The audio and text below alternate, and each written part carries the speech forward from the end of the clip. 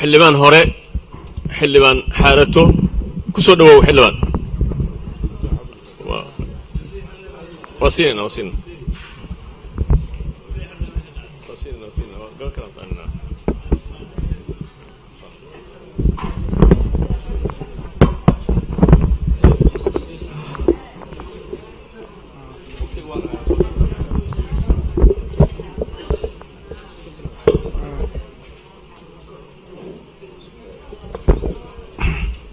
بسم الله الرحمن الرحيم.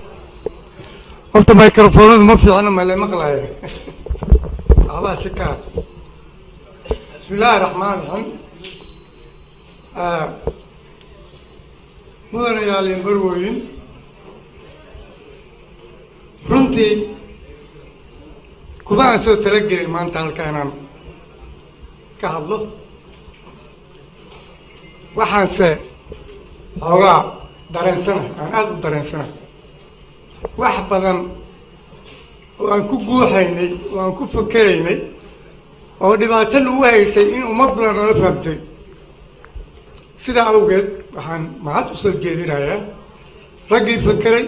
soo abaabulay isku kaaya keenay na dhegaystay wax noo soo jeediyey ayaan mahad weyn u soo jeedinaya runtii ee soo abaabulay fadhiga kale taa kadib waxaan ayagana mahad u jeedinayaa dadka na xasuusiyey na dareensiiyey in dhibaato weyn ay jirto oo u baahan in loo istaago wax laga qabto waxaa kaloo ayagana mahad leh kuwa nagu waaniyey inaan u gudbino bulshada ka dhaadhacno wanaagsan oo qabow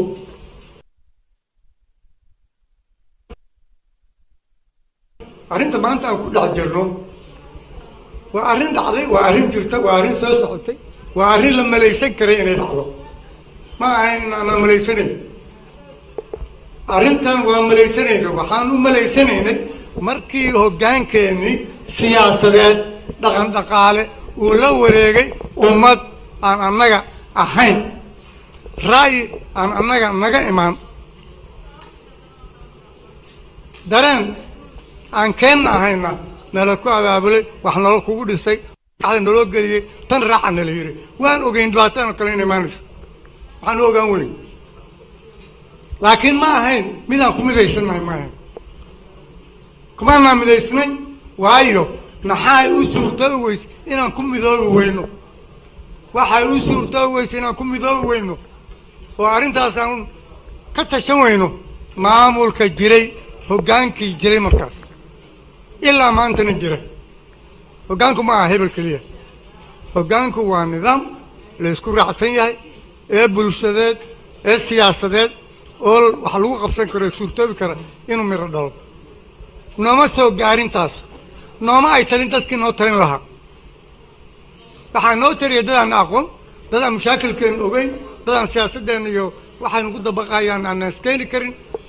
dad ka tala qaata meelo kale ee aan naga tala qaadan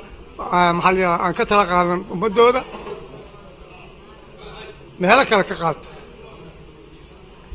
sidaa awgeed waxaan annaga ku soconnaa ku dhaqmaynaa ma aha barnaamij siyaasadeed oo annaga naga yimid ma aha waxaan ku soconnaa borogaraam aanan lahayn waa ka indhala'ana dadka in loo sheego waa runtii waa ka indhala'ana ma aha inaan si oo philosophical intaan u dhahno ma aha si dhaba waa in loo dareensiiyaa sayna ku bilaaban kartana odayaal baa ka hadlay dib u heshiisiintu waa muhiim inkastoo process dheer ay u baahan tahay dib u heshiisiintu waa muhiim waxyaalo kale oo daba socdaana waa jiraan marka sidaa inii sheegay khudbadaydu ma ahayn runtii inaan maanta halkan in kala hadlo waa ku mahadsan yahay safiirku waxaa weeyaan waxay kicinaya ayaan qabaa waxoogaa cudura ayaan qabaa waxay kicinaya oo cudurka waxaa weeyaan muddaan soo joogay dalka kan waa u soo shaqeeyey